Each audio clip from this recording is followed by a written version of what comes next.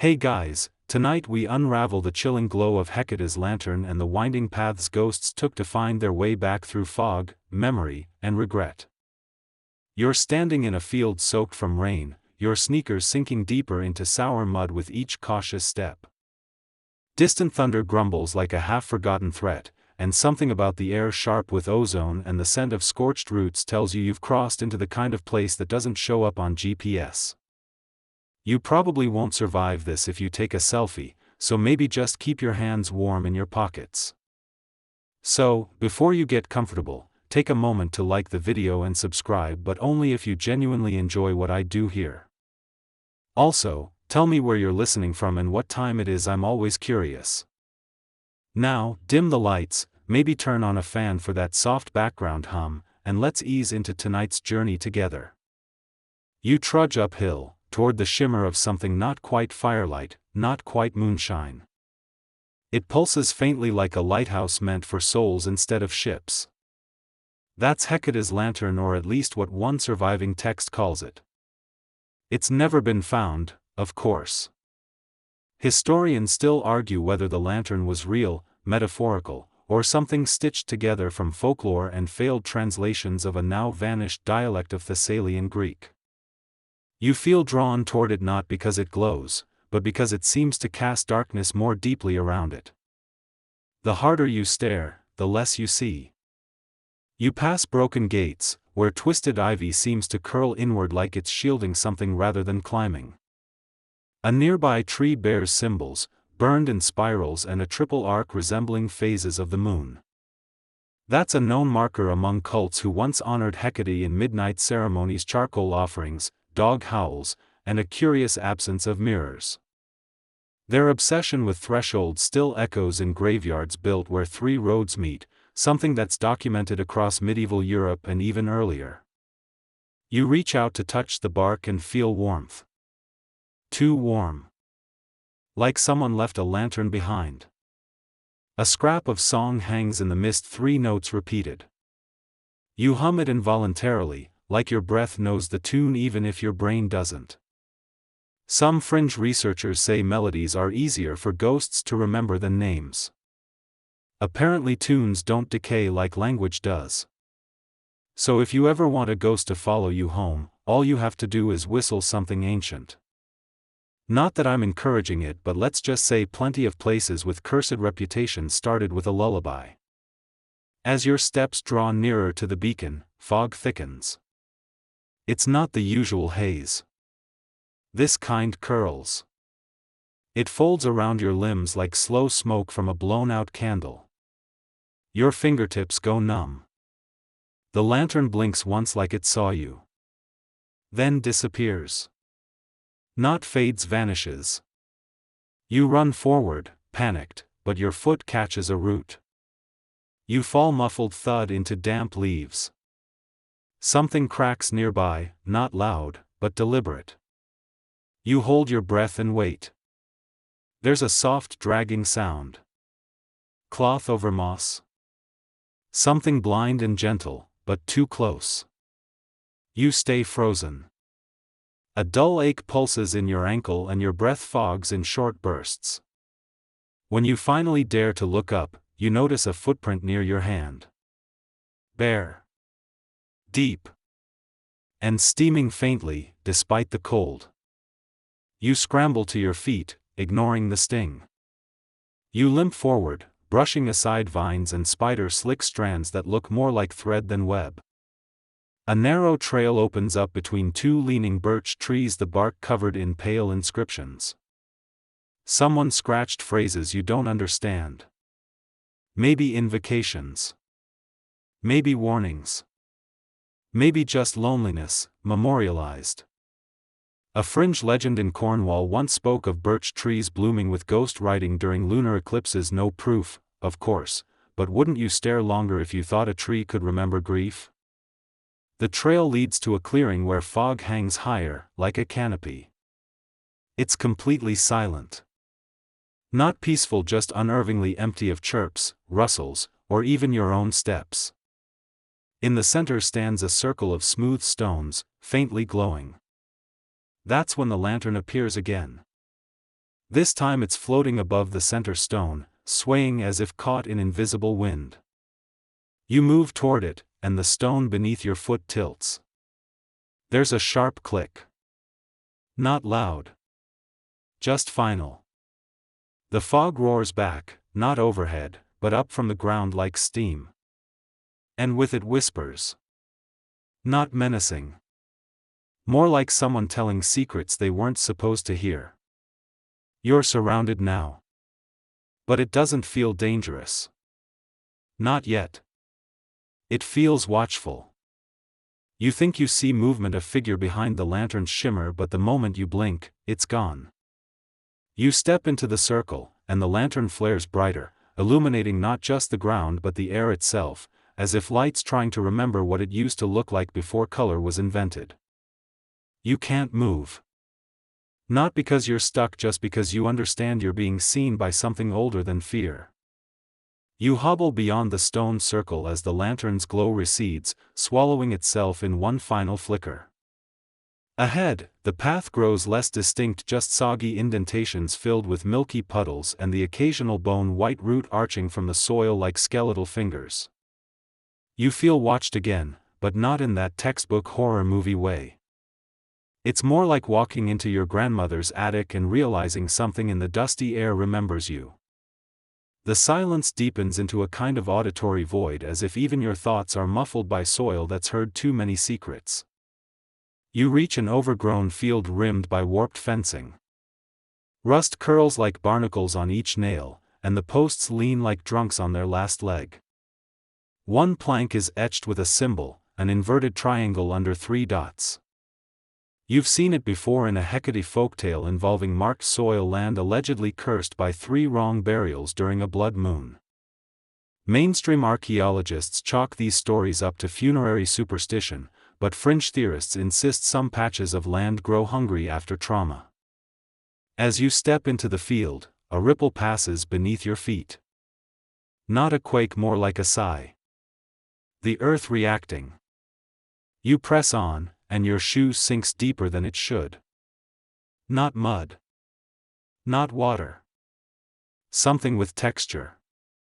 You yank back, now coated in a paste the color of bruises, darker than wet ash but somehow speckled with dull green flecks. It smells faintly of iron and cloves.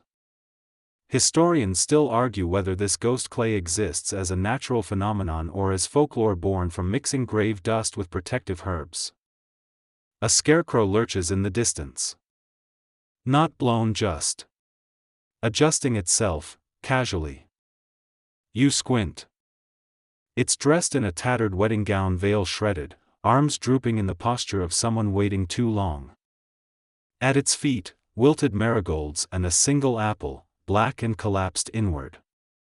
In medieval times, marigolds were planted to keep ghosts from rising, hilariously ineffective if the soil itself wants company. You edge sideways, watching the gown billow unnaturally even though the air is still. To the left, you see stones arranged in a spiral 3 layers deep, each one scorched on the underside. That's a known structure among certain pre-Christian cultures that believed fire on buried stone could burn regret from the souls trapped beneath. You kneel instinctively to touch one but stop. The stone is warm. That's not a metaphor, it's literally radiating heat. A soft hum drifts up through your bones. You stand, a little too quickly. Nearby, a fence post splits with a dry crack. You flinch but see nothing until you notice a thread trailing across the ground. Black. Thin. And moving.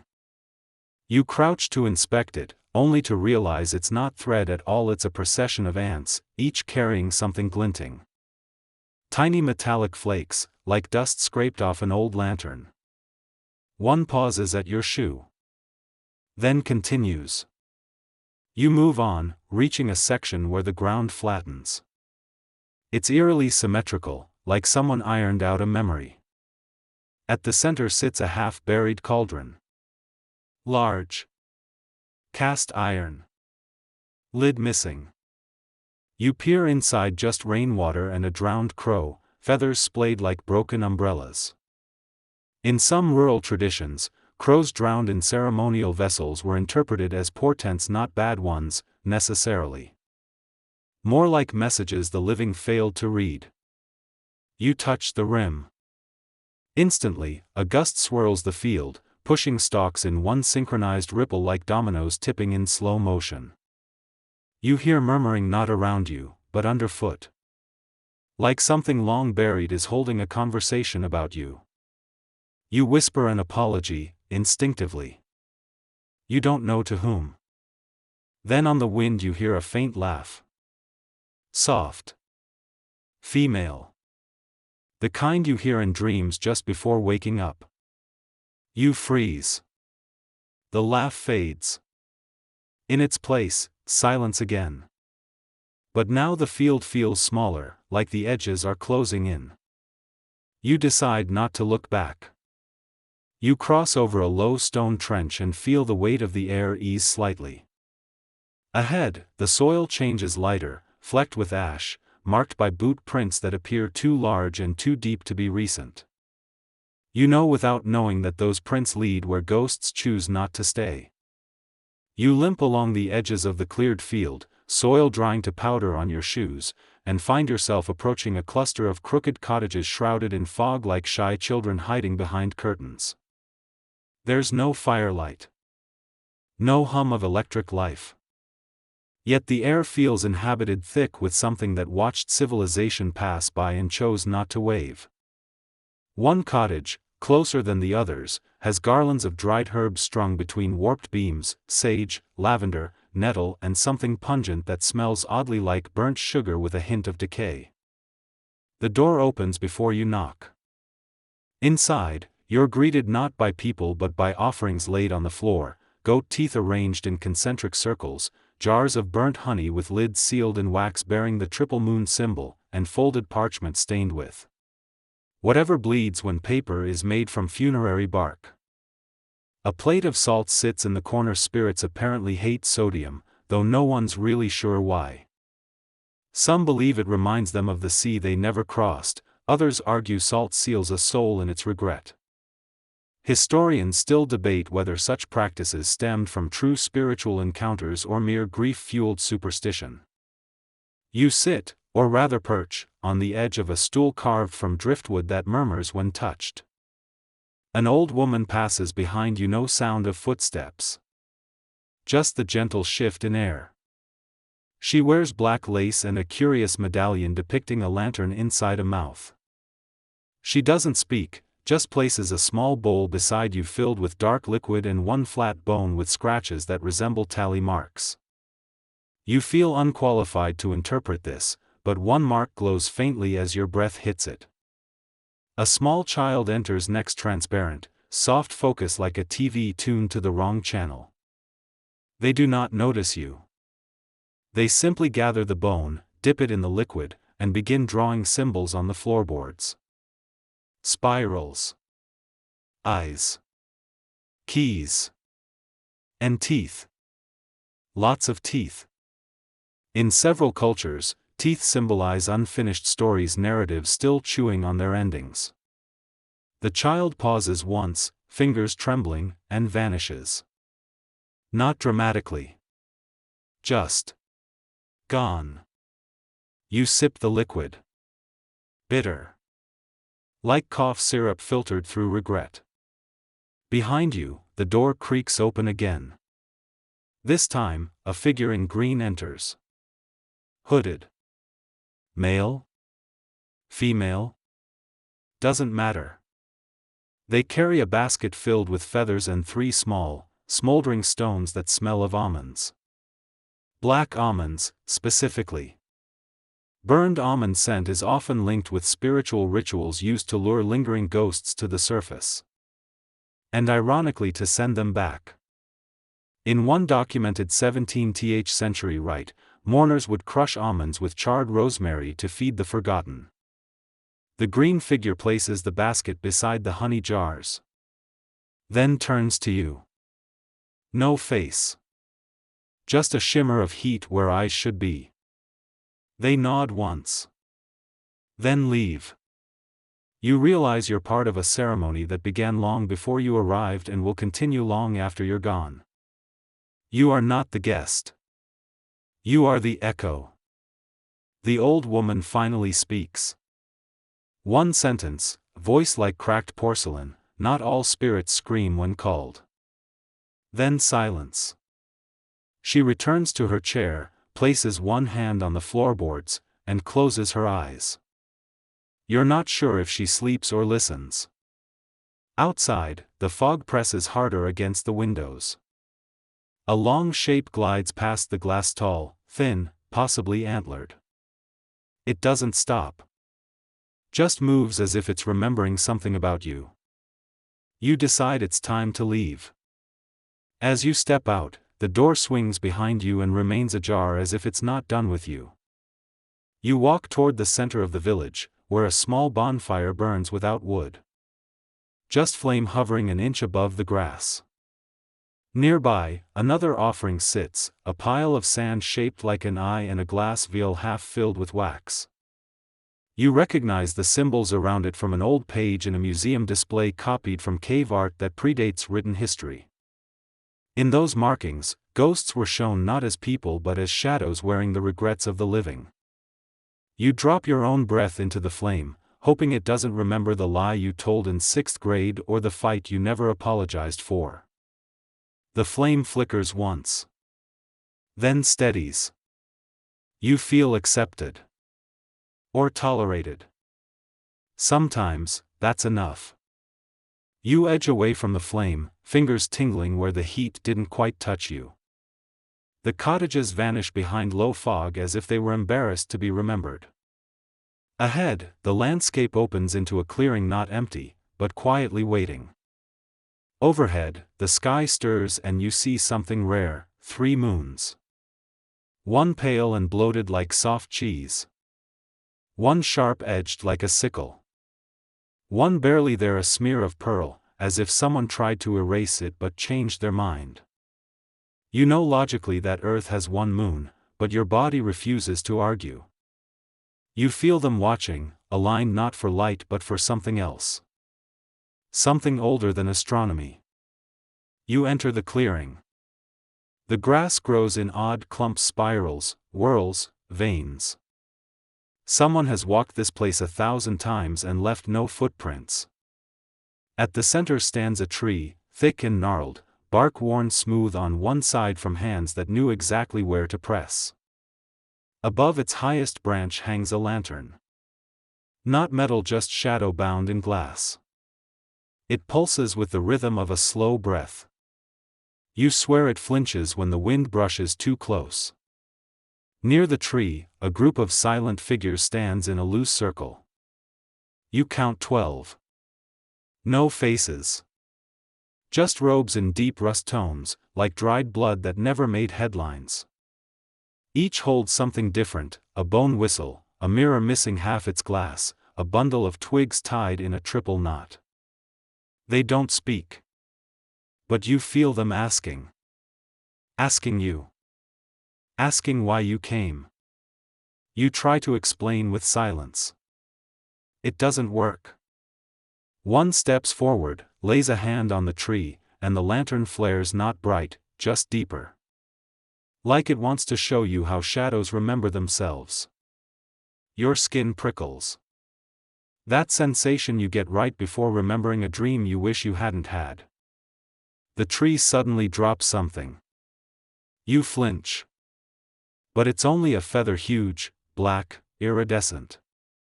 It smells of warm stone. You pick it up. It hums faintly. In certain occult traditions, feathers of this kind were believed to house pieces of a soul, especially when plucked from birds at night near holy sites. There's a whole debate in fringe anthropology circles about whether these sites were divinely chosen or just places where grief naturally pooled. The silent ones move again. They form 3 triads, each stepping around the tree counterclockwise. You follow. Because of course you do. The feather in your hand grows heavier with every step. Soon it feels like a weight you forgot to carry years ago. When the 3rd circle completes, Everyone stops. Then the wind sings. Not melodically, more like exhaling through cracked teeth. The lantern shrinks, its glow tightening into a star-shaped flicker. The tallest figure raises a bundle of candles unlit and holds them toward you. You take them. Each one smells different. Earth. Smoke. Salt. Sweat. Regret. You kneel instinctively and push the candles into the soil in front of the tree. The ground accepts them like an old friend returning borrowed grief. The lantern brightens once. Just once. Then steadies. A voice, and you're not sure whose, whispers, "When the moons align, the road forgets its name." You look up. The 3 moons pulse. Not in sync. Not in conflict. Just aware. You can't decide whether they're watching or hiding. Then behind the tree a doorway appears. Not built. Just present. A shape, framed by lightless stone and mist made of memory. No door. Just threshold. You step back. The figures remain still. One motions toward the doorway, index finger raised, not commanding. Just reminding. You feel something shift in your chest. Like a cord loosening. Or a debt being named. The air thickens and the tree sighs a low moan like earth considering grief. You don't enter the doorway. Not yet. You know you will. But first, you need to remember who you were before the moons noticed. You cross into the next grove, your footsteps echoing off dew-slick leaves that hang unnaturally still. Wind doesn't touch this place, not because it can't, but because it's afraid to. The scent shifts again, something sharp and animal, like fur after thunder. Then a low howl rips through the hush. Not distant, close. You freeze, knuckles white around the feather still warm in your grip. The trees arch inward. Shadows tighten. And then movement. 4-legged. Swift. Shimmering. A wolf. No, not just a wolf. Too large. Too luminous. Its eyes gleam silver blue, like someone spilled moonlight into a chalice and forgot to clean it. It stops. Watches.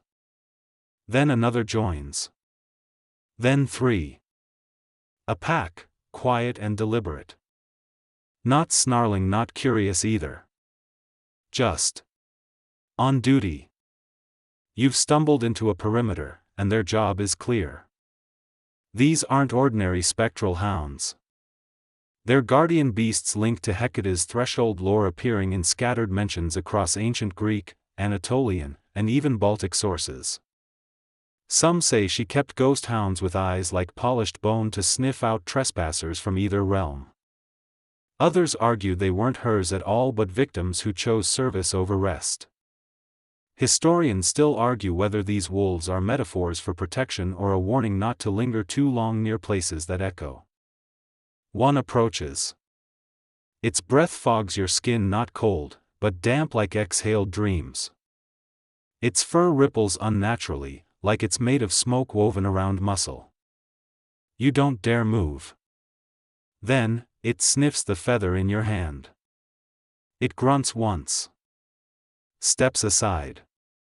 That's when you see it, a line scratched into the earth behind the wolf, deep and ragged. A border. Or maybe a message. As you pass, more appear. Eyes in the dark. Not hostile. Just witnessing. Like they've seen a million wanderers try and fail to understand the rules here. You hear the sound of crunching bones underfoot? No. Just twigs. Still, you adjust your steps. To your left, an old stone sits half sunken. Carved with 3 notches and a circle in the center. You lean in. Inside the circle, faint writing, "Ho, hold first." You whisper it aloud, and the clearing shifts. A breeze lifts. The wolves lift their heads and howl not in aggression, but in chorus. A tonal beacon.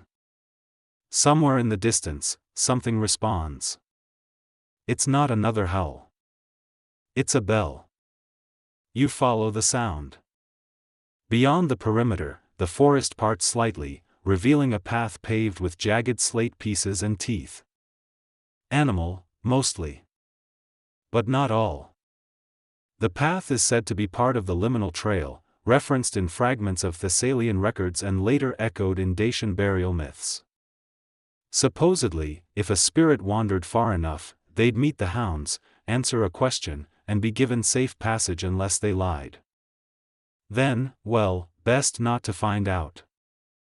The wolves escort you partway, then turn back without ceremony. You're alone again. But you feel branded acknowledged. Like you've earned some level of trust from beings who owe nothing. You exhale and step forward. The bell grows louder. Not metallic. More like a ringing in your chest. You don't question it. As you climb a small ridge, you find an old shrine built from splintered wood and woven ash. Hanging above it, bones. Clean. Strung like wind chimes that have forgotten how to sing. One rotates as you approach, reflecting moonlight in soft pulses. At the shrine's base, a bowl of feathers sits beside a lump of clay shaped into a crude mask. No mouth. Just wide, slanted eye holes. A whisper behind you says, "He howled first." That's why the door opened. You turn. No one. Just the rustle of breathless leaves. You take the mask. You wear it. Not to conceal, but to be remembered. The wolves do not return. But their howl lingers. Somewhere deeper ahead, something waits behind another threshold with teeth just as sharp, and memory just as old. You step beyond the shrine, mask still clinging to your face like old emotion pressed into parchment. It doesn't obscure your sight, just shifts it slightly, like tilting a memory to catch the light. Mist swirls low, twisting in deliberate patterns that briefly resemble names you almost remember. Ahead, a gate stands alone. Not attached to any fence. Just present. Forged iron, flaked with rust and wrapped in vines that pulse faintly as if sharing a heartbeat with the soil. You hesitate. Then walk through. Of course.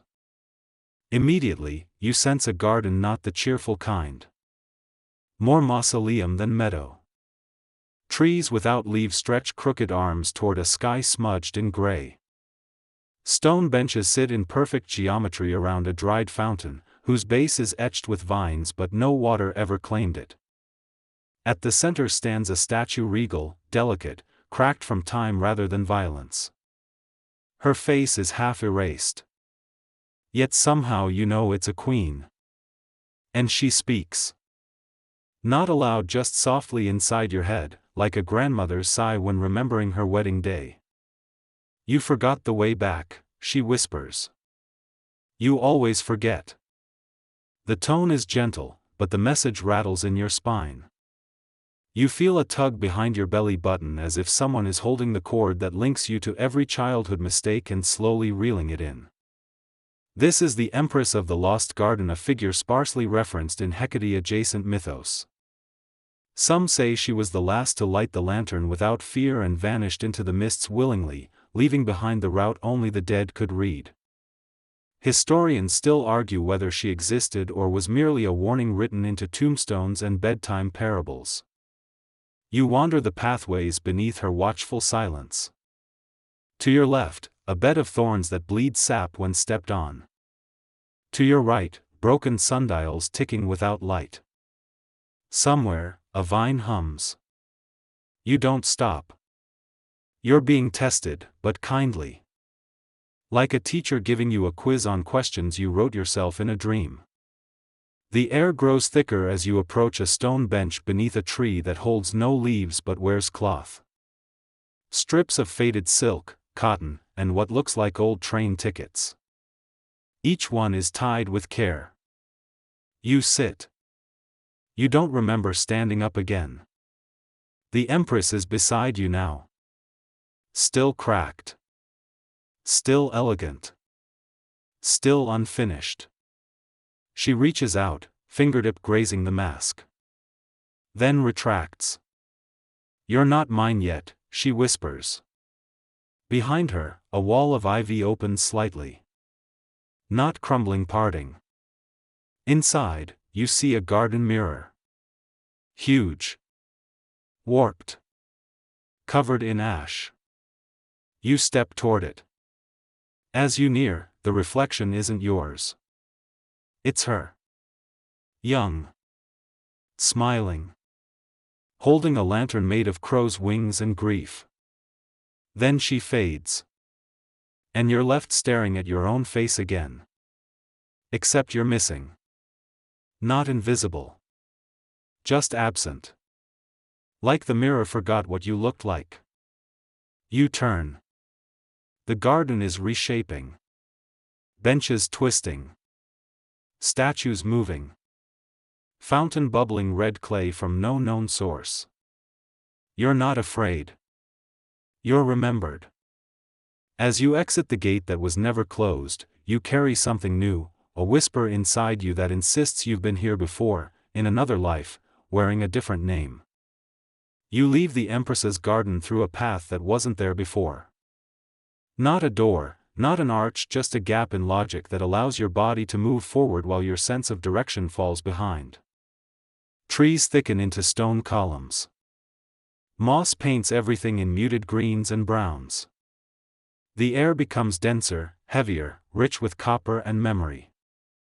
Beneath your feet, the soil hardens and begins to pulse a slow heartbeat beneath ancient dust. The path twists. You don't mind. Then you find it, the stone altar. Large. Slick. Carved from something not quite granite, not quite bone. It leans slightly, too deliberately to be accidental. You touch the surface, and it bleeds. Not blood. Red clay. Warm. Alive.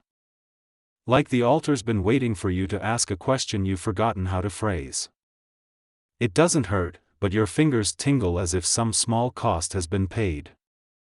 Historians still argue whether these bleeding stones were ritual tools or natural anomalies given mythic purpose by grief-struck cultures grasping for meaning. You feel eyes on you. Not wolves this time. Not spirits. Just earth itself. Watching. Judging. Forgiving. A wind rolls through a single gust, dense with the scent of sandalwood and burned almond. That again. Always that. You know now that the lantern draws on scent as much as light. It burns what the dead remember fondly. Sometimes that's food. Sometimes that's regret. To your right, cracked slabs form a stairway leading down into the roots of a massive oak that must have been ancient when the sea still walked inland. You descend. The temperature drops. Not cold. Not freezing. Just the kind of chill that reminds you you've forgotten someone important. The passage narrows. Symbols line the walls, scratched spirals, triple moons, dots arranged like constellations no longer visible. You pass a small alcove where offerings gather dust, a doll stitched from bark, a candle stub, and a coin half melted into the floor. The doll turns slightly as you pass. At the bottom sits a chamber. Circular. Worn smooth by footsteps that never left. In the center, a figure carved from the same red stone you touched earlier, hands outstretched, eyes downcast. Around the base, teeth. Hundreds of them. Arranged by size, shape, and species. Some polished. Some broken. Some still bloody. Local legend insists that spirits leave a tooth behind to escape their final regret. Some even say the lantern requires it. You kneel. Instinctively. You don't give anything yet, but the earth waits patiently. Nearby, a scroll rests inside a copper tube sealed with wax. You break it open. Inside, a map. Not of terrain. Of emotion. Places marked with names like Sorrow Curve and Last Breath Hollow. One path leads back to the Empress's garden. Another heads deeper, toward something marked only with a sigil, 3 eyes arranged in a triangle. You exit the chamber with the scroll clutched tightly. The bleeding altar continues to ooze faster now. As if your presence stirred something it was trying to forget. You whisper a thank you. You don't know why. Maybe just to be polite. You step outside and find the mist thinner, brighter, silvered by moonlight from an angle you don't recognize. Something walks beside you. Not on legs. Just presence. It hums. It smells of almond and smoke. You decide not to speak. Not everything needs explaining. Some company exists just to make the silence meaningful. You climb a slope textured with roots, each one knotted in unnatural patterns, 7 loops, 3 twists, and a shape that vaguely mimics an eye. These aren't natural entanglements. Someone, or something, tied them with intention. At the top, the forest breaks to reveal a narrow glade arranged like a procession route. And in the center, coffins. Dozens. Maybe hundreds. All empty. They're not buried, just half sunk like teeth in gums that forgot how to smile. Their wood is aged but not rotten, marked with symbols of protection and confusion. You tread carefully, remembering one fringe belief that empty coffins fool the dead, tricking wandering spirits into thinking they've already been laid to rest. Mainstream historians write off this practice as localized grief rituals from post-plague communities, where burial supply shortages made death a logistical nightmare. Still, you wouldn't sleep near one. You notice something stranger. Inside each coffin, a small token sits nestled. A sock. A comb. A shard of mirror. Not random. Each item once carried a scent. Burned almond lingers faintly in the air. You lift a sock child size, knitted with care, and feel a pulse in your palm. A memory, not yours, says, she never made it home. You drop it. Ahead, shadowed figures perform a quiet ceremony. Dressed in moss-draped cloaks, faces obscured, they move in pairs. One carries the coffin, the other blesses the air around it. They're burying the idea of someone. Not a body, but the echo. As they pass, the mist thickens again, curling tighter around your knees like smoke from an emotional fire. One coffin catches your eye. It's freshly carved, initials etched in a language you don't recognize but somehow understand. They spell out a regret you once ignored about someone whose text you didn't answer in time. You lean closer. Inside, a candle stub, and something that looks like your own handwriting on torn paper. Wait for me. You recoil. You didn't write that here. A woman nearby kneels at another coffin. Her veil flutters unnaturally sideways, against no breeze. She hums a song in 3 notes, the same rhythm you heard back in the fog. You hum it now too. A soft whisper enters your head, you're part of the ceremony now. One figure turns toward you and holds out a scoop of soil, a mix of ash, crushed herbs, and something glimmering. Salt. You take it without question and sprinkle it around the nearest grave. The ground accepts it like old sorrow being fed warm milk. A minor tremor rolls beneath you, gentle, like someone sighing underground. In the distance, bells chime. Faint. Slow. Made of bone? Probably. You walk among the rows now, noticing patterns. Odd pairings. A boot beside a feather. A ribbon beside a jawbone. A comb stuck into a potato. Quirky offerings, but each one means something. Historians still argue whether burial tokens were personalized or simply chosen for symbolic weight. Fringe archaeologists say dreams often influenced final offerings and the dreams were rarely nice. You feel your own dream pulling closer. Then, the ceremony ends. Just like that. No fanfare. No conclusion.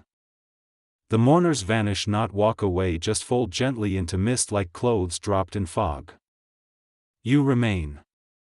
At the far edge of the glade, a lantern flickers once more.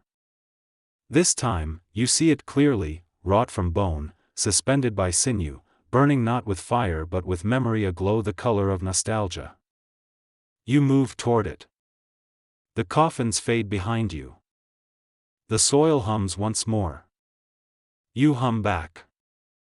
Somewhere underground, the dead smile with just enough teeth to get through the night. You descend through fog thickening like old soup, dense, slow, and full of forgotten flavor. Every breath tastes slightly of ash and something faintly sweet, like dried fruit stored in antique wood. Your boots crunch over fragments of broken offerings, candle wax hardened into runes, bones polished like river stones, and petals too fresh to have come from this season. Ahead, the terrain shifts. Stone ruins sprawl beneath vines, broken columns leaning like gossiping elders. This was once a temple small, but sacred, and it's drowning now in quiet collapse. You can barely make out the words etched into fallen slabs. Some resemble prayers. Others resemble apologies. You approach a sunken altar half swallowed by moss. Above it, wind curls in odd spirals, dragging with it the faint sound of chanting. Not loud. Not recognizable. Just the kind of murmured syllables that make you pause and question whether language could ever be universal after all. They match no tongue you know, but your spine shivers like it understands. Echoes of the ancient Greek month Hecatombean linger here, a time once devoted to offerings and festivals honoring Hecate and others. Mainstream scholars link the term to large sacrificial rites, though fringe writers argue it referred to a liminal season when boundary lines blurred between the living and the waiting. The lantern appears again, low in the mist and flickering like a dying star remembering its original job. You follow. Beneath a collapsed archway, the sound sharpens. Voices hum rhythmically. Some chant. Others simply breathe in sync. It's like a memory choir forming from dust. As you cross the threshold, something shifts inside your chest like an unpaid promise being gently tugged. You kneel instinctively. The ground is soft and faintly warm. Not from sun. From underneath. Then a tremor rolls gently across the ruins, not threatening, but familiar, like a greeting from something huge curled underground. You rise, uncertain if it was geological or emotional. Maybe both. Symbols etched into the wall nearby catch your eye. They resemble teeth, lanterns, keys, and one you saw back in the garden, the three moons arranged like a crown. You trace them with your fingers and feel heat. Behind you, a shadow flutters past. Not flying. Just flitting from memory to memory, hoping to find its own. You move deeper into the ruins. There's a pit in the center, ringed with stones that look freshly overturned. One carries a name. Yours? No. But close. A version of your name you almost had. You stare, waiting for logic to catch up. It doesn't. Beside the pit rests a bowl made of obsidian, filled with water that doesn't reflect. You dip a finger in. The surface shimmers, then stirs. Faces ripple. All unfamiliar. All somehow waiting. You whisper, "I don't belong here," and the water calms immediately like disagreement isn't allowed in this temple anymore. Above you, the wind returns. This time, the chant crescendos for one breath. Then silence. You've been acknowledged. Welcomed, maybe. Or tolerated. A stone rolls across the floor with purpose. You pick it up. It's warm. Etched with a spiral and a word, return. You exit slowly. The ruins do not mourn your absence. They just continue crumbling elegantly, intentionally, like a story deciding it's finally done being retold. You leave the crumbling temple behind, the spiral-marked stone nestled in your coat pocket like a forgotten favor. Fog thins briefly, and you follow a path rimmed by uneven arches, each one cracked and covered in faded etchings. The air here feels like it's made of questions.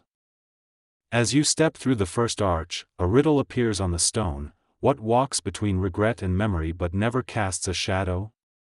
You don't answer. You simply walk. They call it the Lich Gate, a crooked archway found in graveyards across rural Britain, usually marking where coffins once passed before burial. But this version is different. Twisted geometry, shifting proportions, and symbols that refuse to stay still. Historians still argue whether lich gates were sacred gateways or simply architectural nostalgia tangled with grief. In fringe circles, some believe they're trial sites for spirits needing direction. Each arch demands a toll, not money or blood, but thought. Whispers drift from the stone: what name did your echo once carry? You step through. Which hour tasted like hope but aged like vinegar? Another step. You feel lighter, but not in a comforting way. More like someone removed something you forgot you were hiding. The air begins to shimmer faintly, like breath on a mirror. Ahead, a figure kneels beside a pile of scattered bones, owl skulls, mostly, and small vertebrae threaded with silver wire. They're building something. A lantern. You watch silently. The bones click together with a rhythm like forgotten lullabies. That's the lantern maker, a mythic figure who appears in scattered accounts from Thessaly to the Carpathians. Some say he lost his child in the fog and now builds light from death to lead her home. Others believe he crafts lanterns for souls too heavy to rise. You approach. He doesn't look up. Just offers a piece, one bone, etched with stars and a word you refuse to read. You add it to the lantern. It fits. The glow deepens, not brighter, just knowing. The maker finally speaks. Every ghost lies once. Choose which truth to forgive. Then returns to his work. Behind him, the final arch looms, a crumbled gateway with no carvings, only claw marks. You step through. The fog parts like a curtain drawn by nerves. A road appears, coastal, salted, slick with the sheen of storm-touched stone. The wind carries scent again. Almond. Smoke. Regret. Something behind you whispers, don't forget the riddle. But you already have. You follow the salt-slick coastal path, boots leaving temporary marks in sand that doesn't belong to any known shoreline. The air tastes of brine and old smoke, with a faint sweetness curled beneath it like roasted almonds left too long on driftwood. The scent beckons. It always does. The road twists where cliffs rise sharply, carved by centuries of memory more than erosion. Below, waves grumble against jagged stone like ghosts trying to find their voices. A breeze claws through your jacket and delivers something unexpected: laughter. High-pitched. Childlike. Gone before you can even decide if it was real. Farther ahead, you spot a weathered shack, its roof caved and its door marked with 3 vertical slashes. Inside, the air thickens with heat. An old man sits cross-legged on a floor of bones. Not gruesome, ritualistic. Each owl bone is polished, lacquered, and etched. He does not look up. He crafts. This is the lantern maker you saw at the Lich Gate, but older now, or perhaps just more remembered. He hums in a minor key that bends the light. Around him hang half-finished lanterns, one woven with silver wire and grief, another carved from salt blocks already weeping in the humidity. He gestures, not at you, but at an empty workbench beside him. A bone and a candle rest there. Your tools. You sit. Because saying no to this moment would insult the memory of someone you haven't met yet. You pick up the bone. It vibrates with fatigue. You light the candle, and for a second, the air pulls itself taut like fabric. A shape begins to form between flame and bone, a hollow, flickering vessel. The scent shifts again. Stronger now. Black almonds. Burnt. Historians still debate why this specific scent reappears in spiritual rituals across regions. Some suggest it mirrors the smell of cyanide. Others think ghosts crave unfinished flavors. The lantern settles. You've made it. Not beautiful, but true. The old man nods. Then vanishes into mist, into memory, into wherever makers rest. His bones remain. You carry the lantern outside. The coastline stretches, pale and endless. In the distance, you see figures walking slowly, deliberately, toward places that no longer exist. They don't hold lanterns. They follow them. Your own glows faintly, guiding not you, but something unseen beside you. A quiet companion. Maybe sorrow. You press on. The path grows narrow. A gust of wind knocks the flame sideways, but it holds. Around you, stones cry softly, water trickling from their crevices, forming words you almost understand. Return, forgive, walk on. You whisper them back. Something inside you shifts, like letting go of a lie you forgot you told. You feel lighter. Not healed. Just less burdened. The path curves inland again, and you soon find yourself walking a narrow lane flanked by cliffs on one side and salt-swept marshes on the other. The road is made of crushed shells, each one pale and jagged, crunching like brittle memories underfoot. You feel watched not by eyes, but by the wind. It whistles curiously, and sometimes with a tone that's suspiciously like an old friend trying to get your attention from another lifetime. This is a salt wind road. Ghosts favor these, apparently. The salted air stings their regrets, makes them sneeze away unfinished promises. In old mariner tales, you'd hear whispers of phantom caravans tracing these exact ridges, souls who never docked, wandering inland in search of the right loss. Fringe scholars call these regret corridors, and insist they link burial sites to haunted coastlines with startling precision. Historians still debate whether these paths evolved from trade routes or sorrow rituals disguised as supply chains. You pass a marker post covered in barnacles that glisten faintly, though there's no water nearby. Each barnacle pulses once, then stops. As you lean closer, you spot symbols etched between them, scratches like crude maps showing nothing, or everything. A loop, a spiral, and an arrow pointing down. You ignore it. Up ahead, the fog shifts color, blue at the edges, tinged with violet toward the center. It smells different now, richer, darker. Almond again. But deeper. Burnt black almonds. Someone is remembering you badly. You keep walking. The next bend reveals an offering station, 3 stones arranged like a face. One holds a melted charm shaped like a lantern, another is covered in wax resembling fingerprints. The third is blank. Waiting. You press your own palm against it, and something sharp flashes behind your eyes. A memory not yours, someone leaning over a ship rail, whispering goodbye to someone they knew wouldn't hear. You step back, dizzied.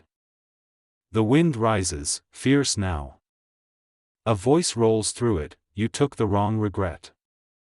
You almost apologize aloud, but the air moves past quickly, like disappointment on a deadline. A crooked fence runs beside the lane, now posts strung with twisted cloth and bundles of herbs, mostly rosemary and bitter orange peel.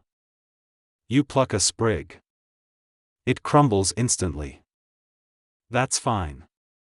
You weren't going to brew it, anyway. Nearby, a shell chime rings, delicate, eerie, echoing like memories tapped through glass. You recognize the tune. 3 notes. Again. The ghosts are drawing nearer. Your lantern glows subtly, humming against your ribs. It's not guiding you this time, it's grieving. Mourning something you dropped along the way. You whisper, "Not yet," and press onward. You reach the edge of the marsh, where the salt turns to loam and footprints begin appearing, faint, fading, unsure. You step into them. Your own feet do not fit. That's okay. You were never the original version of this story. You cross into a stretch of land that doesn't seem to know whether it's forest or graveyard. Twisted trees curve like ribs and scatter burnt foliage across the path. The scent hits you hard, black almonds, rich and bitter, lingering like the taste of a goodbye said too late. You cough once, involuntarily, and the trees shiver as though your breath triggered something ancient. These almond fires weren't culinary accidents. In obscure funeral rites across the Levant and Mediterranean coasts, almonds were burned alongside rosemary and myrrh to summon the spirits that died with unfinished tasks. Historians still argue whether the scent truly calls them, or if it simply marks the threshold where memory meets intent. Up ahead, small braziers line the path. Not lit by flame, but smoldering from within, slow curls of shadow leaking from the cracked ceramic. A girl stands nearby. No older than 13, barefoot, dressed in a robe stitched from burial cloth and patchworked letters. She holds a bowl. Inside, almond husks charred to curls. She gestures for you to take one. You do. Your fingers pulse. Memory arrives uninvited. A flash, you dropping a photograph into a mailbox, unsure if the recipient was still alive. The girl tilts her head, as if she saw it too. Then she vanishes between 2 trees that weren't there before. You walk on. The braziers burn hotter now. Not painfully but intentionally.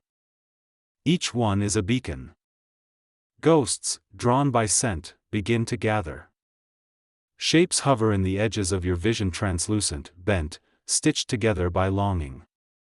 One whispers, "He never came back." Another hums that 3-note lullaby. Some watch you. Some just float past, following the almonds like breadcrumbs of forgotten emotion. You pause beside a large brazier glowing blue at its core. Something inside moves, a jawbone, possibly. It clenches once, then crumbles into ash. You feel warmth on your shoulder, someone resting their head against memory. Not yours. Theirs. A figure steps into view, tall, draped in robes lined with seals and tears. They carry a censer filled with smoking almonds and speak in a language that resembles apology. You nod in respect. They nod back. Communication complete. Past the final brazier sits a stone basin. Inside, water churns faintly. Floating atop, almond blossoms. One carries a note. You reach in. The water stings lightly like truth pinched your skin for emphasis. The note reads, "Regret does not rot, it smolders." You let it go. Ghosts brush past now. Some smile faintly. Some weep through unformed faces. But each one follows the trail of almond smoke toward places they never finished visiting. And you? You carry the scent with you. A promise. Or a burden. Depending on what the flame asks next. You step into a thicket lined with ropes, hundreds of them, each knotted precisely 7 times. They dangle from tree limbs, stretch across old posts, and disappear into the soil like roots of memory too stubborn to rot. One moves slightly, tugged not by wind, but by weightless intention. You pause. You're in a binding ground now, the place where spirits tether themselves to unresolved echoes. The legend of the 7 knots of returning isn't mainstream, but it crawls through old texts found in crumbling libraries and whispered lullabies sung by people who swore a rope could outlive grief. Each knot binds a soul to a specific regret. Untie them, and the ghost either vanishes or returns to settle, to finish, to finally choose an exit. Historians still argue whether these knots were ceremonial or accidental, left behind by mourners too distracted by pain to finish the ritual. You touch the nearest rope. The knot pulses. A sensation threads through your palm like someone apologizing without words. You untie it. Instantly, the air thickens. A shape appears, faint, flickering, like a photo in poor lighting. It whispers, "I never heard her say goodbye." Then it's gone. The rope turns to mist. The next knot doesn't pulse. Instead, it hums. You undo it. A scent floods in: black almonds, warm salt, and rosemary. You inhale reflexively and hear a tune, 3 notes again and again. This ghost has forgotten its name but not its lullaby. You repeat it softly. The rope releases. The ghost drifts upward like a sigh, choosing not to land. One knot refuses to loosen. You struggle. It tightens. Eventually, you whisper, "I understand," and it lets go. This one doesn't summon a ghost. Just leaves a mark on your wrist, a faint spiral that tingles and then fades. You've accepted its regret. You continue. The grove opens into a ring of standing stones, each one wrapped in a single rope, 7 knots, always 7. Some dangle frayed ends. Others glow faintly. One stone holds a rope made from hair. You don't touch that one. A figure emerges. No feet. Just drift. They wear a cloak of knots, hundreds, some undone, some freshly tied. They carry a curved blade, not to cut, but to slice memory into shareable pieces. They nod at you. You nod back. No words pass, but a rope between you tightens gently, then loosens. Agreement accepted. Nearby, a lantern flickers. The flame twists like it's tangled in threads. You lift it. It steadies. The figure vanishes. The knots remain. You know now that every regret carried its own shape. Its own weight. Some wanted releasing. Some wanted recognition. Not all ghosts seek freedom. Some just want to be noticed.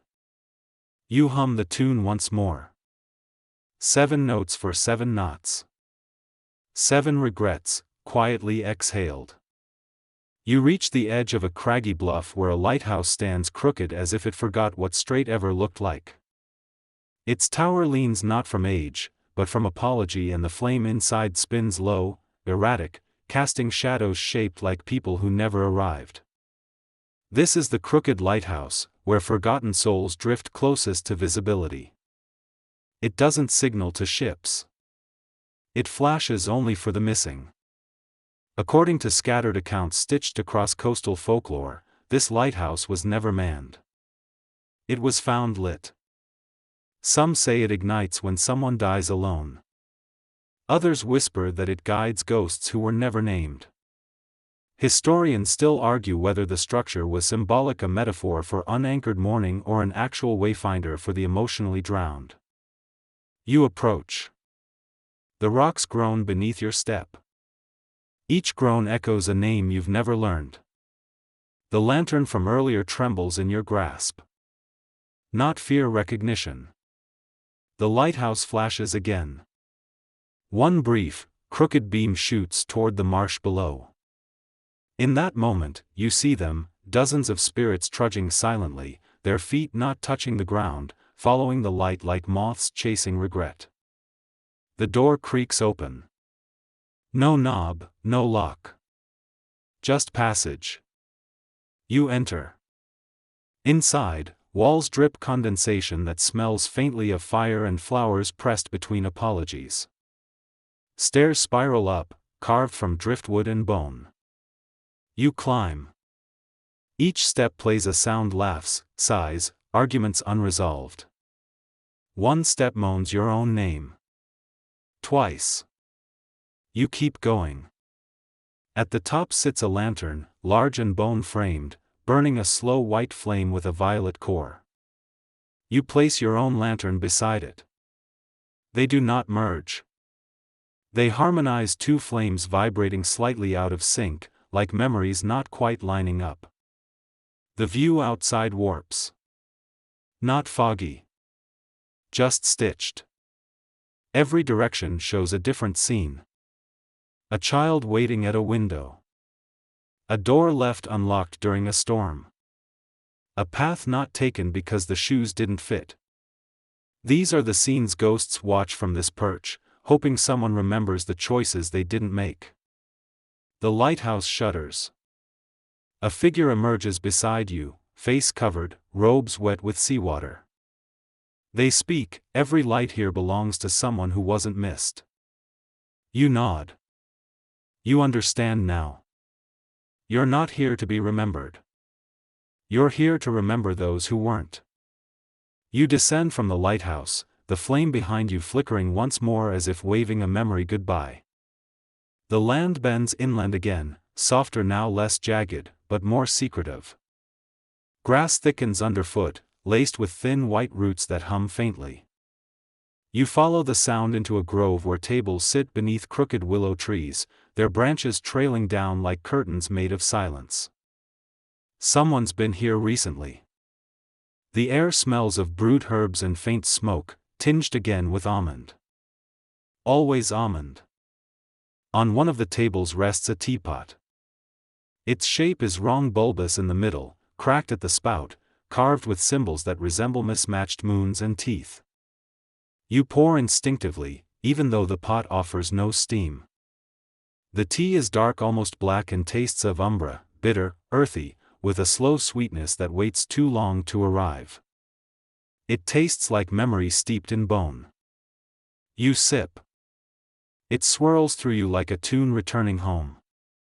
Beside the pot sits a row of charms, small, bone-carved talismans tied with twine and dried mint stems. They hum faintly in your hand. Some match symbols seen earlier, one resembles the mark on your wrist from the stubborn knot. You pocket it without thinking. Some charms aren't meant to protect. They're meant to remind. According to certain burial traditions in northern Anatolia, bone charms were pressed into graves alongside tea made from fermented herbs and shadowroot, meant to ease the ghost's journey, to make their regrets taste slightly sweeter. Historians still debate whether these rituals served the dead or just comforted the living. Fringe folklorists claim bone-pressed tea induces vision. You sip again. And it works. The grove shifts around you. Trees seem taller. Shadows gain definition. Faces peer from between branches, not menacing, just curious. One speaks, "You brewed sorrow correctly." Then vanishes. You exhale slowly, letting the warmth from the tea settle beneath your ribs. A new table appears. On it rests a lantern not yours. New. Smaller. Whispering. You light it. The bone charms hum louder. The lantern flares violet before settling. This flame is not for you. It will wait here, guiding whoever finds it next. You leave it with 3 drops of tea and the charm shaped like an open eye. At the edge of the grove, a doorway appears, no frame, no hinges. Just space bending slightly in the shape of an exit. You walk through, and the scent of almond softens. Behind you, the teapot whistles one last note. The taste of regret has changed. The doorway fades behind you like a dream that knew how to end. You step onto cracked flagstones littered with damp leaves and shards of broken glass, remnants of windows that were never installed. Up ahead looms a ruin, wrapped in silence. The walls are scorched, the bell tower melted into a crooked arch, and the air hangs heavy with unspoken names. This was once a town. You feel it immediately, even though no map lists it. Its presence is undeniable. This place is erased from paper, from memory, from polite conversation. But it hums. Deeply. Wrongly. The kind of hum that comes from somewhere below, like the ground itself is trying not to scream. You enter cautiously, stepping past crumbled stones and scattered pews. In the center sits a choir loft, collapsed, but still somehow upright. Beneath it, shadows gather unnaturally. You recognize one shape. A figure robed in fractured velvet, mouth stitched shut, holding something tight. You inch closer. It's a hymnal. Pages blackened but intact. The title reads, "Psalm for the Plague That Spoke Too Loud." Yeah. That's unsettling. You flip a page. The notes are wrong, half-tones curdled, lyrics fractured into apology. You hum the first phrase before thinking. The walls shudder. A whisper escapes the ground, "Not again." According to fringe records lost in dusty archives, towns like this formed in fear and dissolved in silence. One theory suggests this choir summoned illness not maliciously, just ignorantly, by singing a song rooted in forgotten grief. Historians still argue whether plague psalms were myth or metaphor, or maybe echoes of real chants mutated by time and trauma. Either way, the music here doesn't soothe. It remembers. You walk further, past shattered tiles with faces etched into them, eyes wide, mouths open mid-note. Each tile pulses faintly, murmuring fragments of name and date, like confession stuck on repeat. You crouch beside one. It says, "Forgive me for loving loudly." You whisper the words back, and the wind inhales sharply. A low groan shakes the town. From underground? Above? Inside your chest? Doesn't matter. The choir stirs. Not visibly. Just emotionally. You feel a tug not at your feet, but at your story. This place wants to pull you in, not to keep you, but to make you sing what you haven't said. A door swings open to your left. No hinges. Just intention. Inside, you find an altar made of bone pipes. One leaks shadow. One cries salt. One hums your name. You choose silence. The bones nod. Before you leave, you take a tile not in theft, but in tribute. It feels warm. Like acknowledgement. You exit slowly. Behind you, the town continues humming low, mournful, off-key. The psalm echoes once more, "We sang. We did not know." You exit the ruined chapel and step onto a narrow trail lined with crumbling cobblestones, each one shaped slightly like a face, wide-eyed, soft-mouthed, startled. The stones hum faintly beneath your feet. Not musically. More like a dial tone for unfinished stories. Overhead, thin clouds streak the moon in bruised blues and yellows. You hear whispers again. Not from the air. From below. Ahead stands a building that shouldn't exist anymore, a bathhouse, abandoned, sagging under the weight of time and water. Its tiles shimmer faintly, washed clean by unseen hands. You cross the threshold. No door. Just suggestion. The scent inside is oddly inviting, mint, salt, and clay, a mix that makes you remember someone who used too much bath bomb once and laughed about it. The tiles beneath your feet are wrong. Not just decorative, they're expressive. You kneel.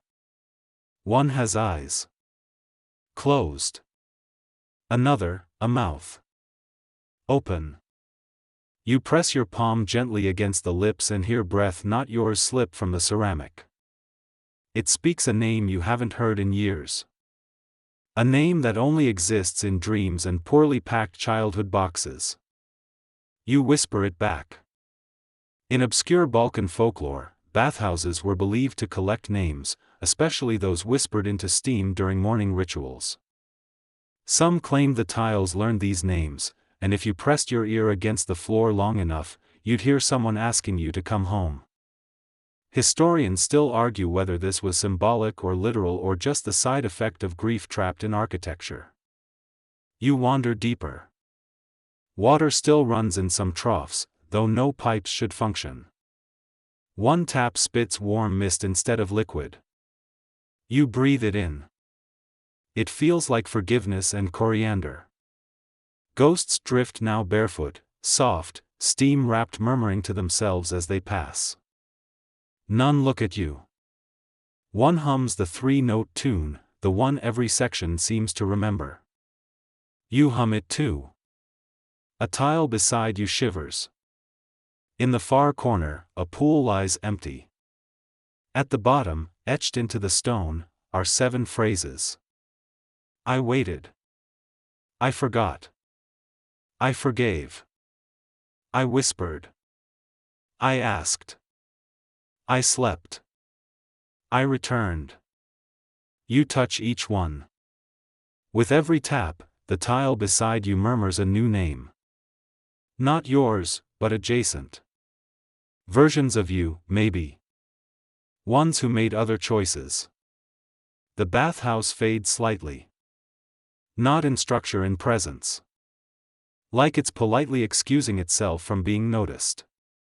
You take a piece of loose tile from the corner. It whispers something to your palm that you don't understand yet. You tuck it into your coat.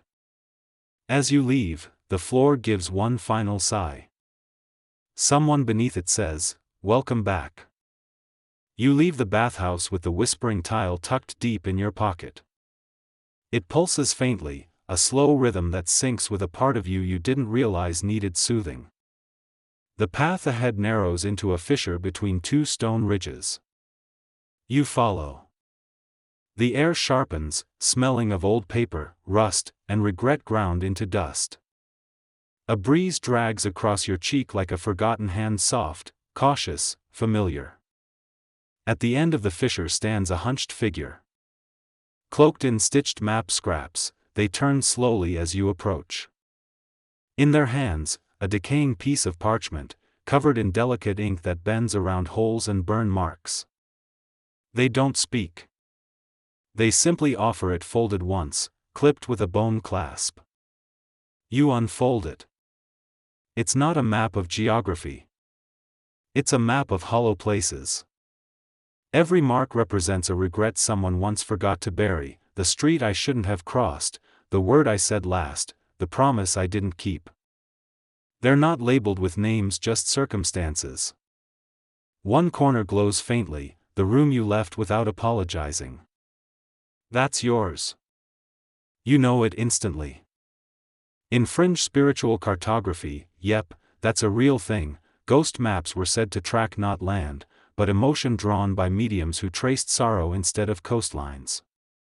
Historians still debate whether these maps helped spirits find peace, or if they were simply diary pages disguised as navigation tools. The figure gestures toward a hole in the earth covered with grating. Beneath it, dim lights flicker, lanterns, maybe, or regrets taking solid form. You kneel beside it, and the tile in your pocket throbs once. You drop the map into the hole. Not to discard. To file. It lands with a rustle softer than paper should allow. You hear murmurs. Not unkind. Just aware. Shapes drift beneath the grating, faces smudged, edges soft, eyes closed but glowing. One looks up at you. Recognition flickers. It nods once. You stand. The cloaked figure has vanished. In their place, a stone marker etched with a spiral and a word. Here. Just here. You understand. The hollow places don't scream. They hum quietly until someone listens. And you did. Even if just this once. You drift from the hollow place gently, as if your steps have softened from exposure to so much remembering. A hush blankets the land, not silence, but anticipation. The sky feels heavier now, though it's clear. Stars flicker faintly above like punctuation marks in an unfinished letter. You enter a grove where trees bend toward each other, branches crisscrossing like woven grief. In the center stands a circle of stone benches, cracked but clean, arranged as if a performance ended and the audience forgot to leave. Then you hear it. Harmony.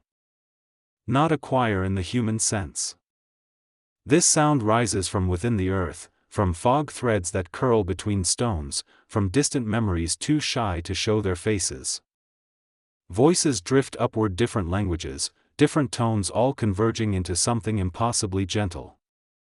You stand still as a procession of ghosts enters the ring. Each carries one note. Not a song. Not even melody. Just emotion folded into breath. They do not sing together. They collide. This is the unburied choir.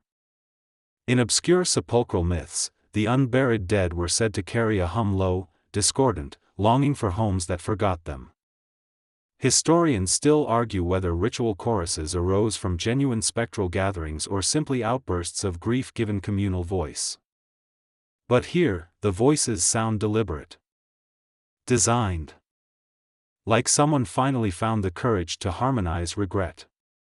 One voice breaks the pattern, sharp, clear, human. A child. You turn. A boy sits on a bench, humming to himself, one foot swinging, face half glimpsed. You recognize him. Not from memory, but from possibility. The version of someone who never got to grow past a certain moment. He hums the same three-note lullaby. You hum it too. The choir shifts. Figures rise higher. Not floating, elevating. Their notes brighten. Some smile faintly. Some vanish mid-hum. One touches your shoulder. No chill. Just a promise passed gently between timelines. A single stone bench crumbles. Dust swirls. A phrase etches itself into the soil where it stood, let unfinished songs sleep. You whisper it, and your voice joins the choir briefly, held gently, then released. You leave the grove. Behind you, voices continue. Not loudly. Just enough for the wind to carry a reminder that even the unburied can find harmony when someone listens.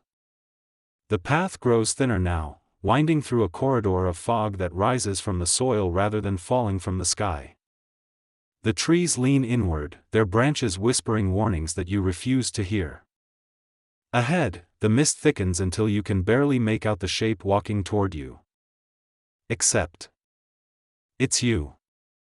Not a reflection. Not an echo. Just another version of your body walking the same steps off by a second. It mimics your pace, your limp, your breath. You pause. So does it. You reach up. Its hand is already there. This is mist that mimics. In folk legends scattered across Baltic and Slavic ghost lore, mimicking fog was said to trap travelers in loops, forcing them to confront versions of themselves they'd abandoned. Some fringe scholars interpret it as a rite of passage: walk beside your regret long enough, and one of you fades. Historians still argue whether these stories were allegory or warnings for areas prone to hallucinations caused by swamp gas or fungal exposure. You don't feel hallucinated. You feel known. You walk parallel to yourself for longer than you want to admit. It doesn't speak. It doesn't blink. But when you trip slightly, it steadies you with your hand. Familiar. Alien. You notice something strange. The other you is not carrying the lantern. It carries a bundle of rope 7 knots, none loosened. You blink. That version smiles. Not cruelly. Just with tired recognition. Then it starts to hum. 3 notes. Again. Always those 3 notes. Your lantern glows in response, flickering like it's trying to remember where it belongs. The mist grows louder. Not in sound but in memory. You taste peppermint, hear a church bell, feel the ache of a goodbye said on a train platform. The other you hums again. You hum too. The notes collide. And then it happens. The other you walks ahead still mimicking you, but a second early now. It steps through a split in the mist. You hesitate. That version vanishes. Your lantern dims. A new path opens. Was that you? Or what you left behind? You walk on, unsure who is truly leading now. But the mist no longer mimics. It just listens. The new path opens wide, not with urgency but with strange ceremony. Lantern light presses outward through gray mist, revealing stone steps that descend not deep, but deliberate. Each one bears a faint engraving, worn by feet that chose to carry regret rather than leave it behind. You count 7 steps, each pulse matching the rhythm of your own breath. That tune again soft, 3 notes in the fog like a doorbell waiting for the right knock. This is the lantern trial. At the base of the stairway, a clearing blooms with staked flames each dancing awkwardly, like learning to mourn. You hold your lantern higher. It does not glow brighter. It steadies. This is where you're asked to prove you've been listening. Not to rules or riddles, but to feeling. Ghosts hover in the edges, watching as if judging a recipe. You stir nothing. You walk to the center. There stands a large bowl carved from obsidian and regret. Inside, scraps of paper curl and flicker. Each one bears a phrase. You draw one at random. Would you still wait for them if they weren't looking? It's a strange question. You answer quietly, to yourself. The flame flares in reply. In rites attributed loosely to Hecate's disciples, trials often arrive not in battles but in choices made at thresholds where the consequences didn't announce themselves until years later. Historians still argue whether the lantern trial represented a literal passage, or merely a metaphor for spiritual readiness. Fringe scholars insist the trial was somatic, felt in bones more than believed in the mind. You're asked to leave something behind. A figure steps forward hooded, stitched together from linen, shadow, and memory. They don't speak. They gesture to the bowl. You draw out a word from your pocket, the tile from the bathhouse perhaps, or the knot scar pulsing again on your wrist. You place it into the flame. It doesn't burn. It vanishes. You're permitted to ask one question. You do. You say, which part of me stayed behind last time? The figure turns slowly. They point at your lantern. It flickers blue for just a breath, then returns to violet. You understand nothing completely, but you understand enough. The ground shifts. Fog folds. A door appears, not one you knock on, but one that opens only when you're ready to walk into the answer. You step toward the doorless threshold, a place defined not by its entrance, but by the fact that there's no turning back once you cross. No hinges. No lock. Just a space, carved by absence, marked by decision. The ground darkens here, not because of light, but because it remembers every footstep taken in anger, hesitation, or hope. You hesitate not for fear, but for formality. Thresholds deserve pause. Then you step forward. And nothing happens. No flash. No fanfare. Just quiet. Which, honestly, is worse. This is the point in the ghost's journey where future ceases to exist. You feel it immediately, a gentle void brushing your thoughts like cold velvet. There's no direction beyond here. Only choices made before. That's why they call it the doorless threshold. Only those with nothing left to plan may pass. You smell almond again. Always almond. Blackened now, mixed with moss and sea salt. Behind you, paths close not with sound, but with acceptance. Ahead, figures drift with purpose. Some carry regrets like stones. Others carry nothing, and that absence bends the air around them. You begin to walk. Your lantern glows soft violet, like it's mourning gently.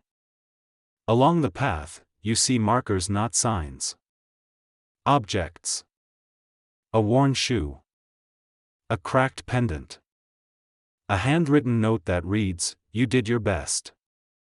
You pick it up. It crumbles. Still, you feel lighter. There's a bench. You sit. Because of course you do. At a threshold like this, resting feels radical. A figure sits beside you, tall, robed, mouth stitched in silver thread. They hum 3 notes. Then hold out a key. You don't take it. That's the test. You pass. According to scattered dream logs and shamanic scrolls, this place exists not on any map, but in the breath between stories. Historians still debate whether it's part of real mythos or just a metaphor for emotional surrender.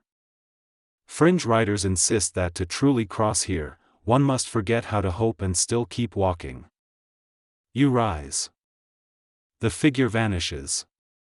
You carry no regret, but also no expectation. The mist parts one last time. Not for your benefit. Just out of respect. You step through the respectful mist, past the doorless threshold, and into a space neither forest nor field. It's quiet here, not muffled, but composed. The kind of quiet you hear in a place that knows something important is about to happen but doesn't want to startle it. You feel bare, like all the stories you've worn on your skin have slid off and are waiting patiently at the edges. In the center of the clearing sits a table carved from obsidian and moonbone. Upon it, the final offering. Not a gift to give freely, but one you didn't know you'd carried. The lantern flickers in your hand, dim now, not from exhaustion but because its job is nearly done. The air asks a question you can't hear. But your bones respond. You reach into your coat, your memory, yourself, and place something on the table. Maybe it's the bathhouse tile. Maybe it's the knot mark from your wrist. Maybe it's a name you finally let go of. The table accepts it. It doesn't vanish. It nestles itself. This offering doesn't disappear. It becomes part of the lantern story, which is part of yours, which is now forever braided with everything you've met. A figure approaches. Not robed. Not ghostly. Just gentle. Their skin resembles mist, their eyes, patience. They don't speak. They light the final candle beside your lantern. The flame burns pale green for one long breath. Then stabilizes. The figure nods, but not to you, to your choice. According to speculative fragments found in lost monastic scrolls, the final offering determines whether the soul moves forward, fades, or cycles back. Historians argue whether this was doctrine or dream, a ritual never real but always remembered. Fringe mystics claim some offerings are so powerful that they rewrite the lantern's own origin. You don't ask what yours did. You walk onward. Behind you, the table folds quietly into the ground.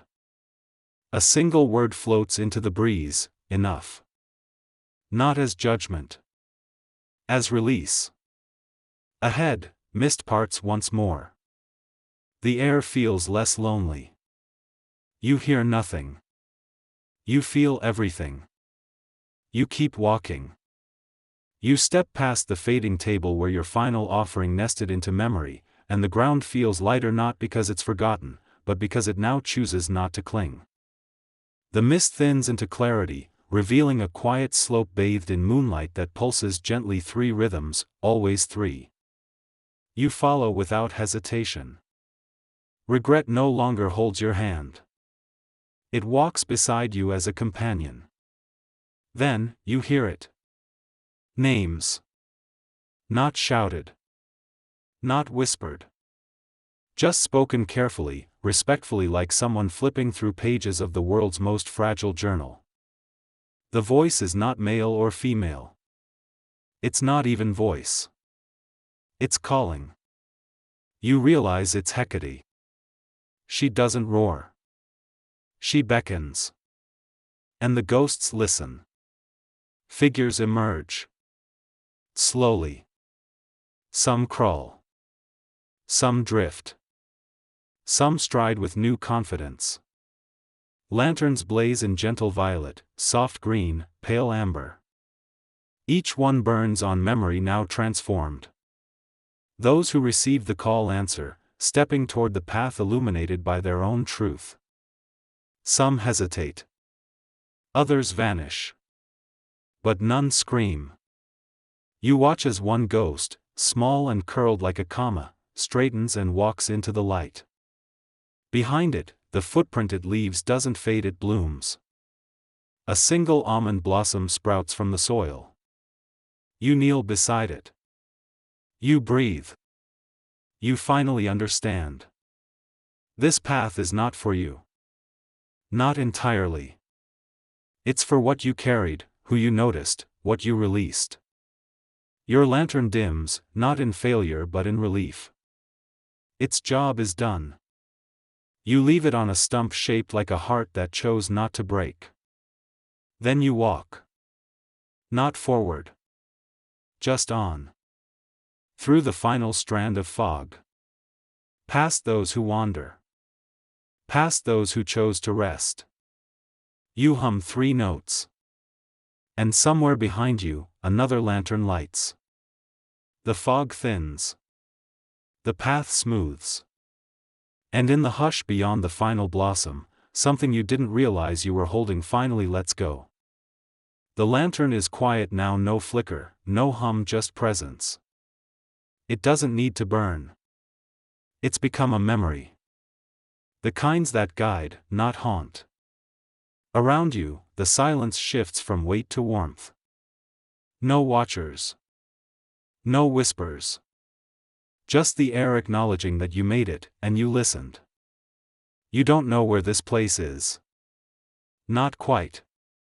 It could be the seam between 2 worlds, or just the breath between stories. But it welcomes you all the same.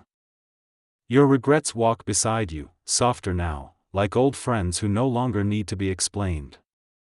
The ghosts don't chase. They drift gently, humming the 3-note lullaby once more, not to summon, but to honor. You hum too. Not for protection. For promise.